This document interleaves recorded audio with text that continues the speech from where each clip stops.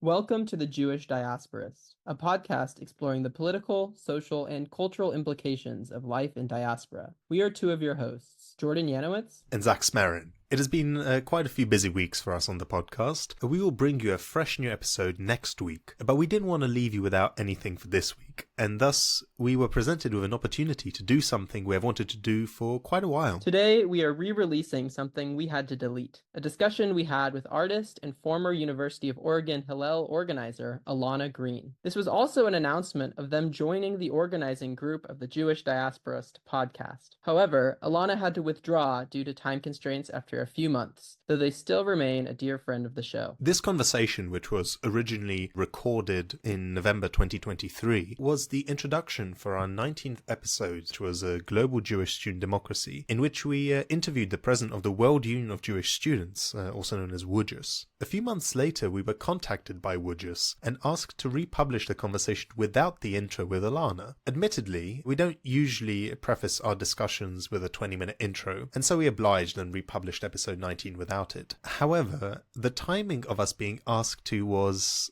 rather interesting. It came right after my participation in the WUJS annual conference at the turn of the year. I still haven't made the episode I wanted to make on that gathering, but I'll get around to it soon. There's quite a bit to talk about. That being said, this was an exciting discussion, as each of us has our own stories in navigating the complex and apparently apolitical spaces that are mainstream Jewish university institutions. This isn't the first time we've discussed our experiences in these spaces. If you've listened to our first episodes, you will know about our efforts of engaging in the very democratic decision-making undertaken at the Union of Jewish Students, the British and Irish affiliate of WUJS. We will continue to look into international Jewish student organizations such as WUJS and Hillel International, as it is important to discuss the cultural and institutional difficulties faced by Jews who feel compelled to speak out against dogmatic Zionism, as well as the various ways we have engaged both within and outside of these mainstream environments to create Jewish spaces where we can all find belonging. Thank you so much to our Patreon donors. If you like what we do on the show, please consider leaving us a rating on your podcast platform of choice. Consider supporting us on Patreon, follow us on Instagram, and share our content with your communities. And subscribe to us on YouTube. With all of that out the way, we hope you enjoyed this rather short conversation. They will not divide us. We will not abide this. We know that together we'll be free. This intro is a little bit longer than the other ones that we usually do for a few reasons. Partially, this conversation is a little bit shorter. We have people that we want to introduce, and we also have some experiences to share from Hillel. If you want to go directly to the conversation with Yana, check the description. There'll be a timestamp over there. Since we started this podcast, the Jewish Diasporist was really a pet project with me and Ben. But with the growth that we've seen, we have the desire to take this to the next level. For that, we needed more people to come and join us in this endeavor. And we are very, very happy to announce some people that are joining the permanent team of the podcast for now. And we would like to introduce them to you. Hey everyone, my name is Alana Green. I use they, them pronouns. I'm really excited to be a part of the Jewish Diasporist podcast. I know the Yanowitz twins, Twin Z, who will introduce the other one in a minute, from my work at Camp Newman.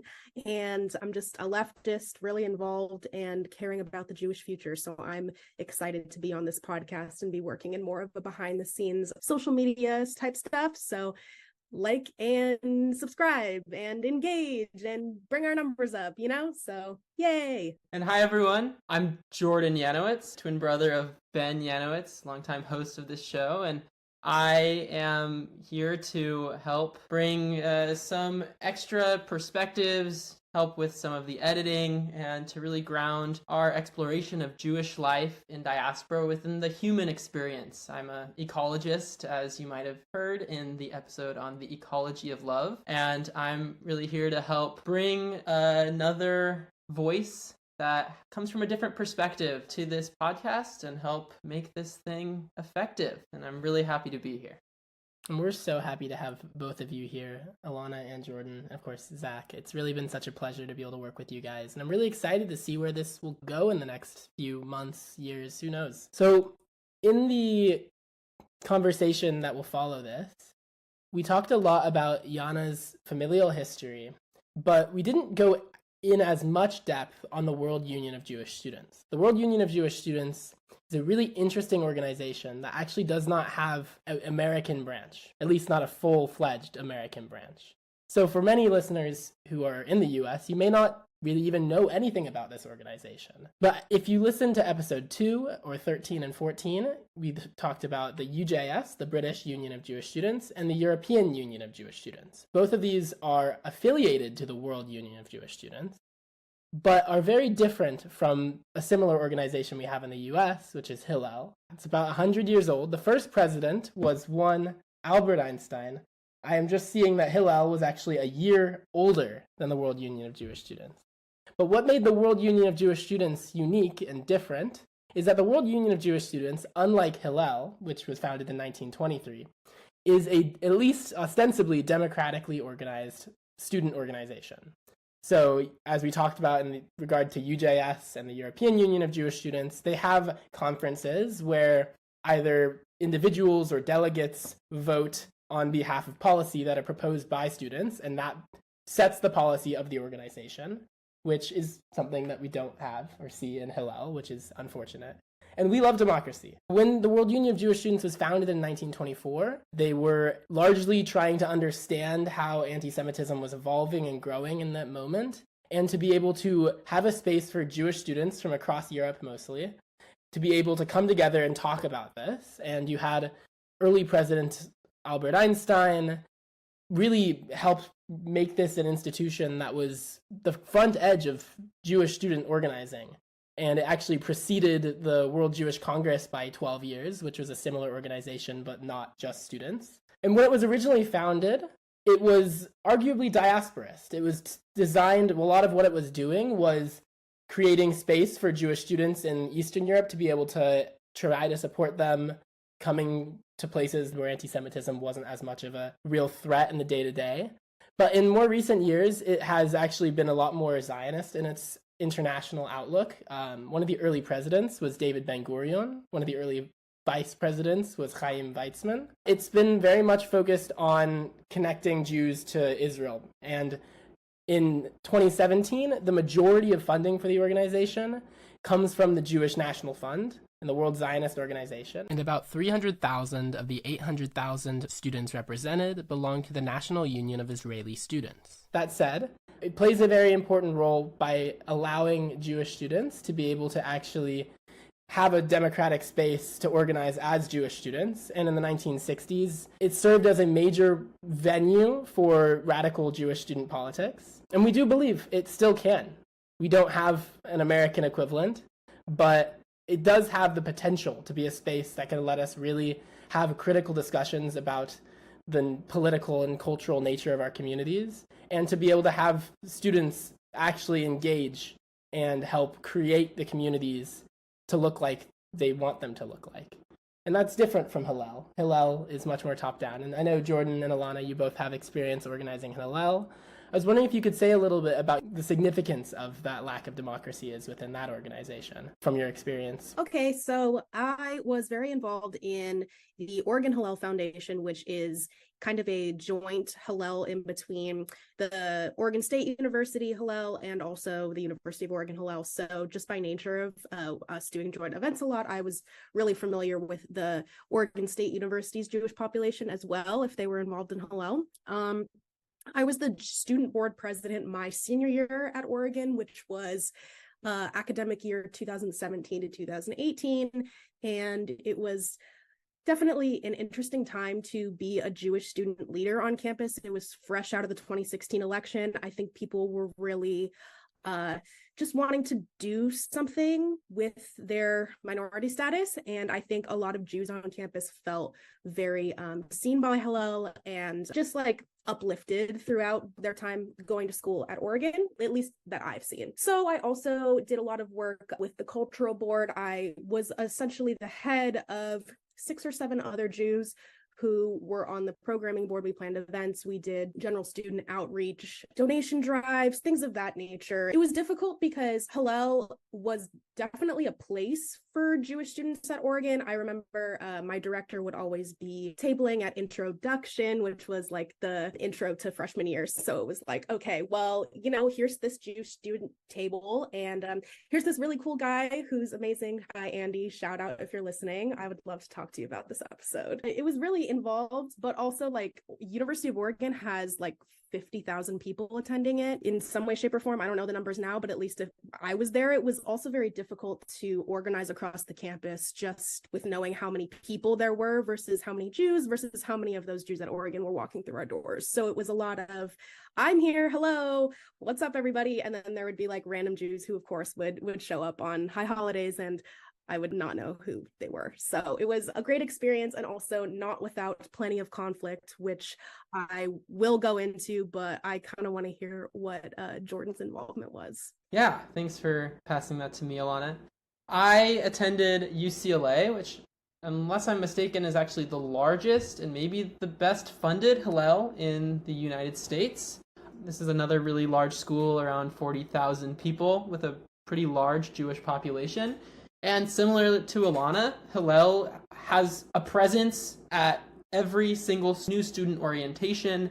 It's really a place that tries to get every Jewish student on campus involved. They also have their own activities fairs with lots of these internal Hillel clubs, and I actually was one of the directors of one of these clubs. It was called Chai on Life, a Jewish alternative Shabbat nature-oriented club. We would go on hikes, lead camping trips, and all sorts of different outdoor activities. And the purpose of that was to create Jewish community. I think that's really the overarching goal of WUJIS, of Hillel, but at the same time, there's lots of other goals that get shoehorned into Jewish student life, especially in Hillel, where it comes from the top down. My experience with Hillel was pretty common to Jewish students at UCLA, going to a few Shabbats. I went to a first-year student retreat, and I think only really in 2021, which was 3 years into my UCLA experience, did I start becoming disillusioned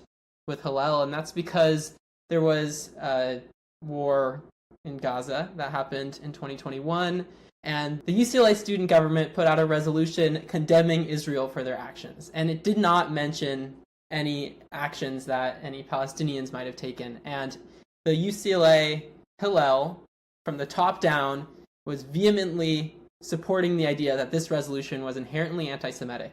And I know a handful of Jewish students, some of which were on boards of Hillel at the time, and really became disillusioned, alienated from that community. It became really difficult to voice our opinions within Hillel, within student government, as Hillel tried to put itself out there as the only voice of Jewish students on campus.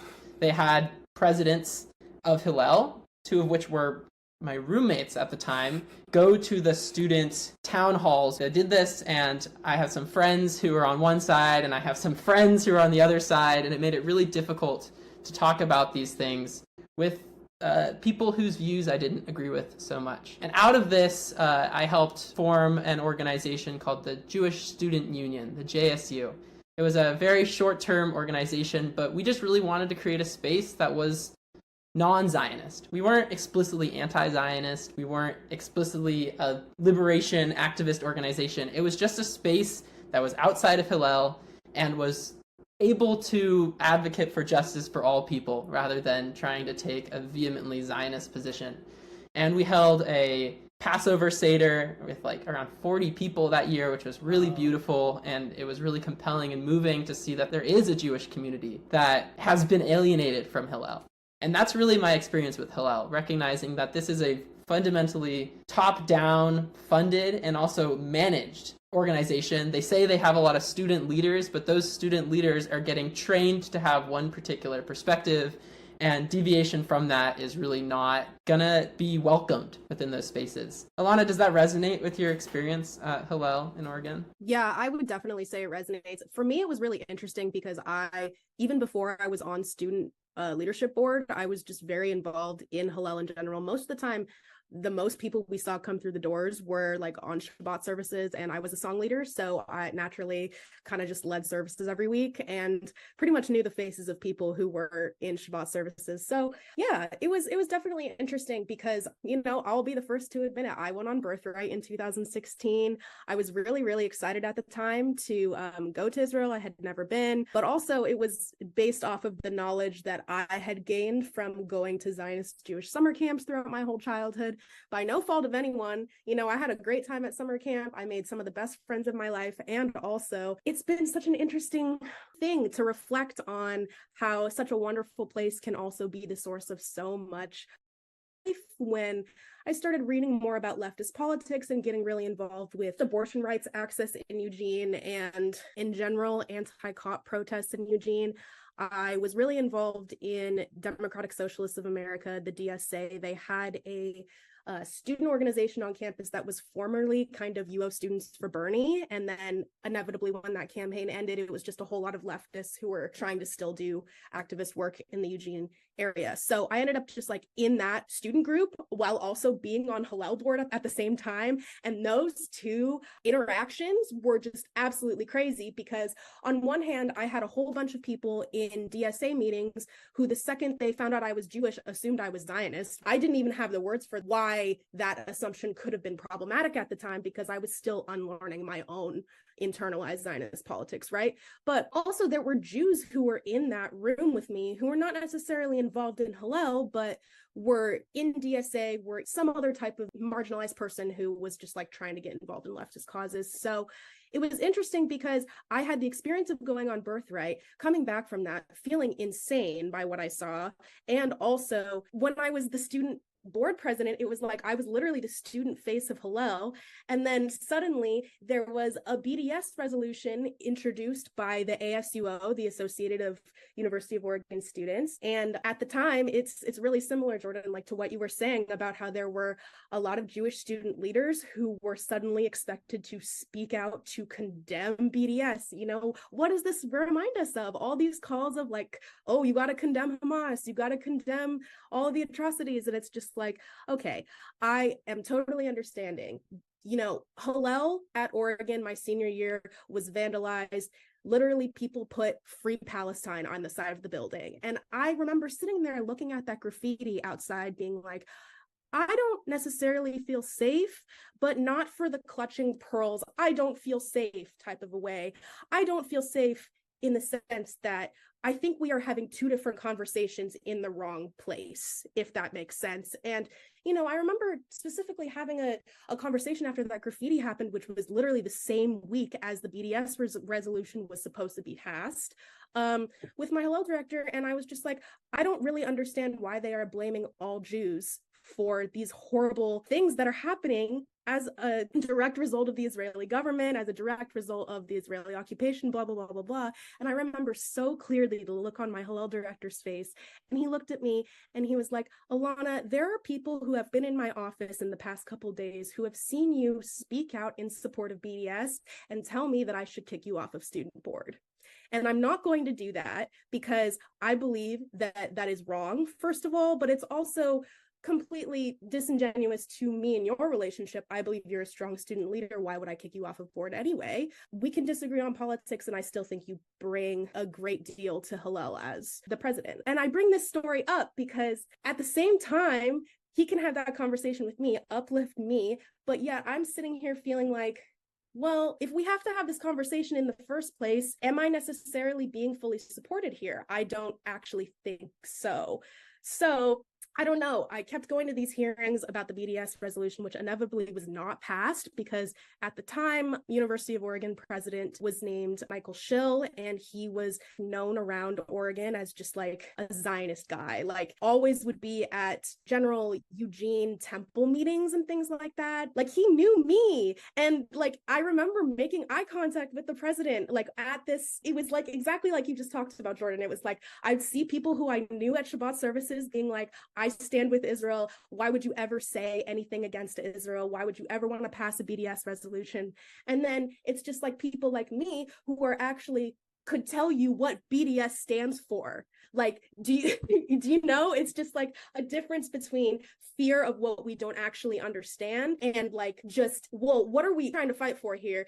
And meanwhile, all of my friends were seniors and I'm inevitably checked out and they're like, why do we care so much about this resolution, blah, blah, blah. When it's like, okay, well, we could actually have an impact by divesting from whichever corporation. I apologize, I don't know which ones we were actually trying to divest from, but I do know that U of O still has plenty of those contracts up. I'm pretty sure they have a Raytheon contract. So there's that. I bring all of this to light just for context because I think that when we think about who has the power, it's always, you know, where the money decisions are being made. And a big part of my job as a student board president was I would sit at the governing board meetings and I would be the only student representative at these meetings. And it would just be a whole lot of people who genuinely cared about the future of the Jewish education and just the Jewish life on campus at Oregon. And some of the people on that board were former students, but also a lot of people were shared roles with the governing board at Temple Beth Israel, which is another reform shul in Eugene. I actually, they might be Reconstructionist. I apologize. I don't know.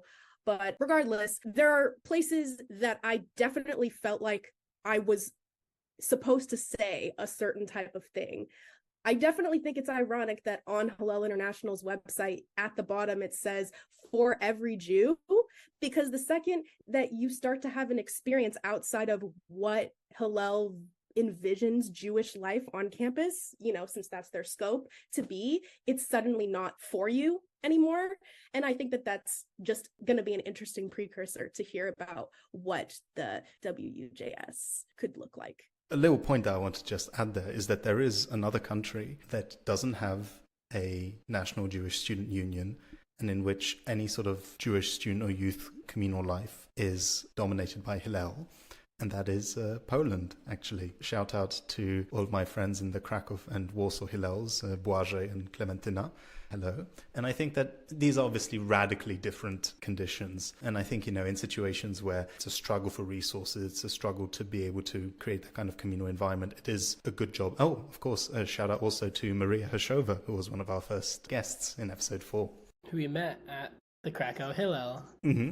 So yeah, it's a struggle for resources, but it's also, I've mentioned this point to them before about the question of democracy, the question of decision making. And I think it's important. I think that if we're thinking about vibrant Jewish communities around the world, then those communities need to be democratic, not just at the student level, but in adult life as well, so to speak. We should leave it at that. We should move on to the interview, but it's certainly worth talking more about Hillel in the future. And I think there's a lot of points that we haven't discussed here. The Open Hillel campaign was an interesting initiative about 10 years ago. It's not so much a thing anymore, but certainly worth considering. The societies we live in are organized in very top-down ways. This means that most people struggle to really conceive of what real democracy should feel like, even in liberal democratic states.